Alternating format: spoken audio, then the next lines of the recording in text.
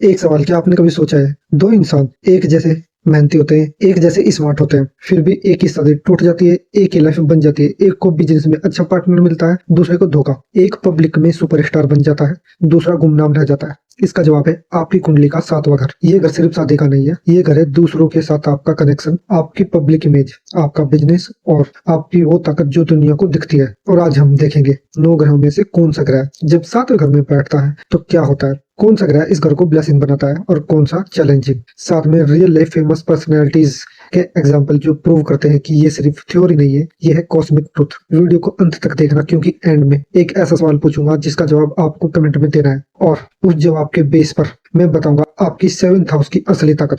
Astrology में सातवां घर यानी कि सप्तम भाव कालपुरुष की कुंडली में तुला राशि का घर है और इसके कारक ग्रह है शुक्र। ये रिप्रेजेंट करता है व्यवहार जीवन साथी, बिजनेस पार्टनरशिप, ओपन एनिमी यानी खुले दुश्मन, पब्लिक डीलिंग और पब्लिक इमेज, फॉरेन ट्रेवल और फॉरेन कनेक्शन। सीधी भाषा में जो भी आपके सामने खड़ा है वो सातवां घर है, आपका पार्टनर, आपका कंपटीटर, आपकी ऑडियंस, सब कुछ। अब समझते हैं एक एक ग्रह का इस घर में प्रभाव। सबसे पहले देख लेते हैं कि सातवां घर आपकी कुंडली में कहाँ पड़ता है। सिंपल, कुंडली खोलिए, फर्स्ट हाउस से शुरू करिए। पहला first house, second house, third house, fourth house, fifth house, sixth house और फिर आता है 7th हाउस यानी फर्स्ट हाउस के सामने वाला घर।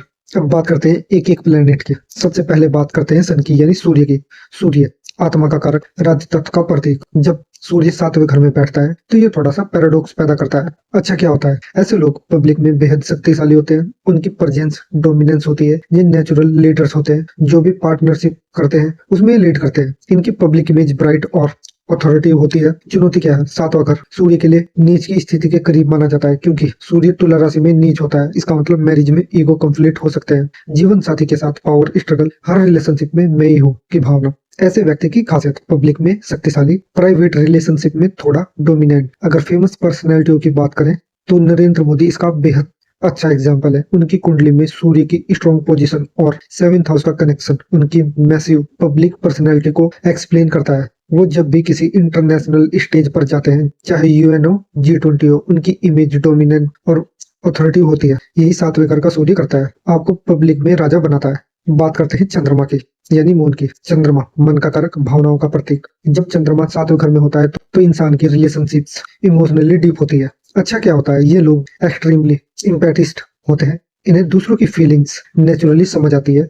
इनका पब्लिक के साथ इमोशनली कनेक्शन होता है, ऑडियंस इन्हें इंस्टेंटली रिलेटेबल पाती है। ये बेहतरीन पार्टनर्स होते हैं क्योंकि ये केयर करते हैं। चुनौती क्या है, इमोशनली डिपेंडेंसी बहुत ज्यादा हो जाती है। ये रिलेशनशिप में बहुत जल्दी अटैच हो जाते हैं, अगर पार्टनर से नहीं मिला तो ये इमोशनली डिस्टर्ब हो जाते हैं। पब्लिक मूड पर भी इनका करियर डिपेंड करता है, जैसा ऑडियंस का मूड वैसा इनका confidence. Famous example Shahrukh Khan. SRK की कुंडली में चंद्रमा 7th हाउस से कनेक्शन उनकी फैंस के साथ अद्भुत इमोशनल बॉन्डिंग को एक्सप्लेन करता है। वे फैंस को मेरे दिल बुलाते हैं। ये सिर्फ मार्केटिंग नहीं है, ये जीनियसली उनके चंद्रमा की एनर्जी है। उनकी पब्लिक इमेज हमेशा इमोशनली वार्म और रिलेटेबल रही है। अब बात करते हैं मंगल की। मंगल सास का कारक, युद्ध का देवता, सातवें घर में मंगल यानी मांगलिक दोष। और हाँ, इससे लोग डरते हैं, पर सच्चाई क्या है, अच्छा क्या होता है, ये लोग बेहद कम्पिटिटिव होते हैं, ओपन एनिमीज से डरते नहीं बल्कि फेस करते हैं। बिजनेस में एग्रेसिव और एक्शन ओरिएंटेड होते हैं।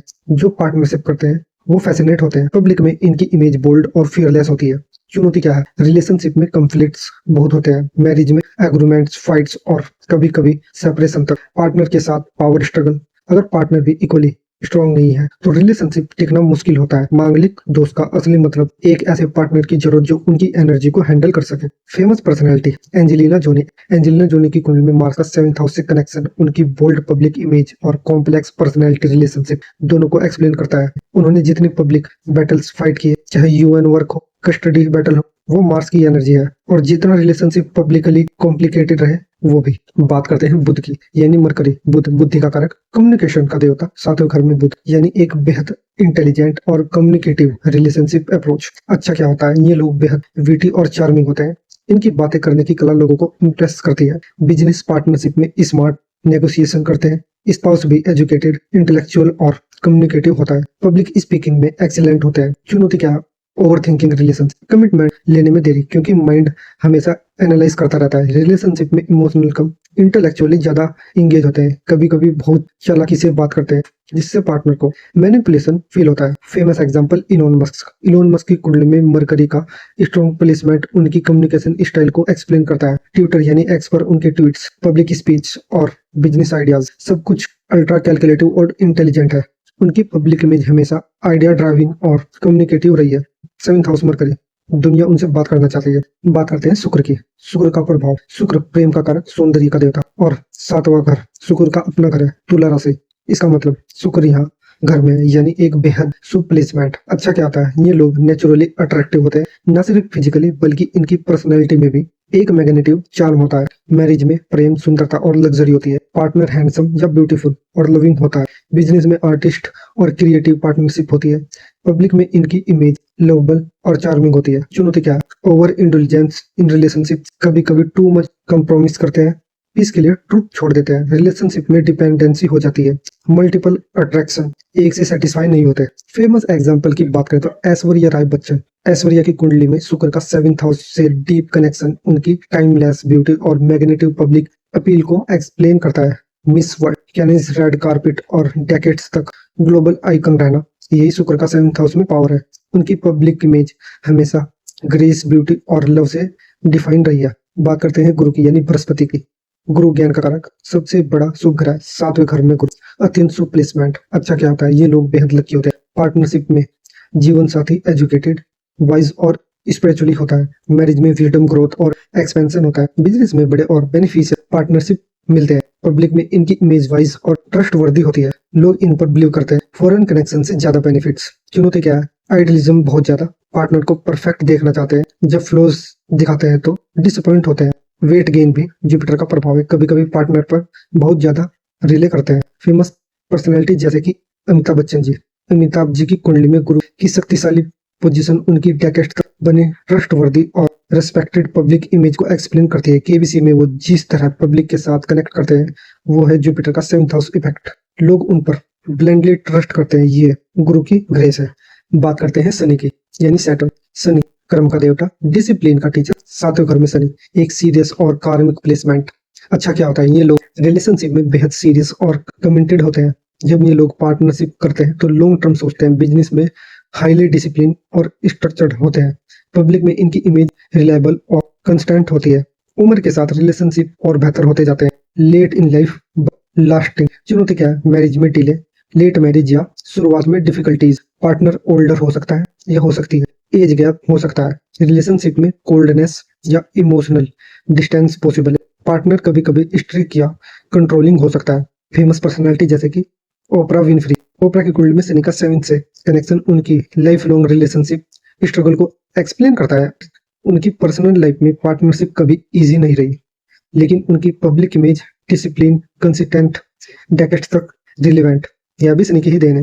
बात करते हैं राहु की। राहु भ्रम का कारक, ऑब्सेसिव का सिंबल्स, फॉरेन का कारक। 7वें घर में राहु, एक हाईली अनकॉन्शनल प्लेसमेंट। अच्छा क्या होता है, ये लोग पब्लिक में हाईली मैग्नेटिव और मिस्टीरियस होते हैं।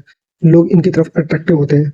ये नहीं समझ पाते क्यों फॉरेन कंट्रीज या फॉरेन पीपल से मैरिज या बिजनेस पार्टनरशिप। इनकी पब्लिक इमेज में एक मैग्नेटिव क्वालिटी होती है, मास अपील बहुत होती है। ये मासिस को हाइपरनाइटिस कर सकते हैं। चुनौती क्या है, इल्यूजन इन रिलेशनशिप। पार्टनर के बारे में रॉन्ग पर्सपेक्टिव, जो दिखता है वो नहीं होता। अनकॉन्शनल मैरिज, जो सोसाइटी एक्सेप्ट नहीं करती। रिलेशनशिप में sudden ups and downs, obsessive behaviour, या तो बहुत ज्यादा अट्रैक्टिव या अचानक detach. Famous example Priyanka Chopra Jonas. Priyanka की कुंडली में राहु 7th हाउस से कनेक्शन, उनकी foreign connection, unconditional marriage, Nick Jonas और ग्लोबल मास अपील को परफेक्ट एक्सप्लेन करता है। वो बॉलीवुड से हॉलीवुड को एक इंटरनेशनल सेलिब्रिटी से शादी की। ये सब राहु की एनर्जी है। पब्लिक उन्हें मिस्टीरियस और फैसिनेटिंग पाती है। बात करते हैं केतु की। केतु मोक्ष का कारक, डिटैचमेंट का सिंबल, और ये सबसे अनयूजुअल प्लेसमेंट है 7वें घर में। अच्छा क्या होता है, ये लोग रिलेशनशिप में एक्सट्रीमली इंट्यूटिव होते हैं। इन्हें फील होता है कि पार्टनर क्या सोच रहा है या क्या सोच रही है। स्पिरिचुअली पार्टनरशिप होती है। पब्लिक डीलिंग में इनकी साइक्निक लाइक अंडरस्टैंडिंग होती है। अगर ये धार्मिक है तो ये वाइज और डिटैच तरीके से रिलेशनशिप हैंडल करते हैं। चुनौती क्या है, रिलेशनशिप में इंटरेस्ट नहीं होता, लोगों के साथ डिटैच होते हैं, इमोशनली कनेक्ट नहीं होते। मैरिज में डिटैचमेंट और आइसोलेशन फील करते हैं। कभी कभी पार्टनर को पूरी बात एक्सप्लेन नहीं कर पाते। सेपरेशन या डेथ, पब्लिक रिलेशनशिप में इनकंसिस्टेंसी। फेमस एग्जाम्पल जय कृष्णमूर्ति, महादार्शनिक कृष्णमूर्ति की कुंडली में केतु 7th हाउस से कनेक्शन उनकी complete detachment from personal relationship को एक्सप्लेन करता है। उन्होंने पब्लिकली कहा था कि वो किसी के साथ फॉलोवर नहीं चाहते, हर रिलेशनशिप में अनकंडीशनल फ्रीडम। यही केतु का 7th हाउस में अल्टीमेट एक्सप्रेशन है, liberation through relationships not bondage. तो चलिए एक बार जल्दी से रिस्केप करते हैं। सूर्य पब्लिक में डोमिनेंट, मैरिज में ego conflict. Chandrama emotional partnership, mass connection. Mangal bold और फियरलेस, रिलेशनशिप में conflict. Budh intelligent relationship, smart communicator. Shukra beautiful marriage, charming public image. Guru lucky in partnership, wise public image. Shani late but lasting marriage, consistent public image. Rahu unconditional partnership, mass hypeness. Ketu धार्मिक detachment और एकांतवादी। तो दोस्तों आपने देखा कि 7वां घर कितना पावरफुल। ये घर सिर्फ ये नहीं बताता कि आपकी शादी कैसी होगी, ये बताता है कि आप दुनिया के सामने कैसे खड़े हो सकते हैं, आपका पार्टनर कैसा होगा, आपके एनिमी कैसे होंगे, आपकी पब्लिक इमेज कैसी होगी। और सबसे इंपॉर्टेंट बात, 7th हाउस ये नहीं बताता कि आप क्या सोचते हो, ये बताता है कि आप एक्शन लेते हो या नहीं। क्योंकि 7वां घर है ही दूसरों का घर, और दूसरे तब आते हैं जब आप खुद को दुनिया के सामने रखते हो। तो सवाल यह है, आपकी कुंडली आपको बोल्ड बनेगी या कंफर्टेबल। बोल्ड होते हैं जो अपनी 7th हाउस की एनर्जी को एक्टिवेट करते हैं, चाहे मंगल हो, राहु हो या केतु। और कंफर्टेबल वो रहते हैं जो कुंडली को फेत मानते हैं, जबकि ये मैप है, डेस्टिनी नहीं। अब बारी है आपकी, कमेंट में अपना लगन बताओ, मैं बताऊंगा आपकी 7th हाउस की असली ताकत। मेष लगन वालों की 7th हाउस में तुला राशि यानी शुक्र का घर। वृषभ लगन वालों की 7th में वृश्चिक, मंगल और केतु की टेरिटरी। और हर लगन की अपनी अलग 7th हाउस स्टोरी है। तो कमेंट करो, अपना लगन लिखो, मैं पर्सनली रिप्लाई करूंगा। और अगर ये वीडियो हेल्पफुल लगी हो तो लाइक करो, शेयर करो उस दोस्तों को जो हमेशा पूछता है मेरी शादी कब होगी, क्योंकि अब उसे पता चलेगा कि 7वां घर शादी से बड़ा है। सब्सक्राइब करो क्योंकि आगे आएगा 12 घरों की कंप्लीट सीरीज, हर घर हर ग्रह हर राशि। मिलते हैं अगली वीडियो में। जय श्री राम, जय श्री कृष्ण।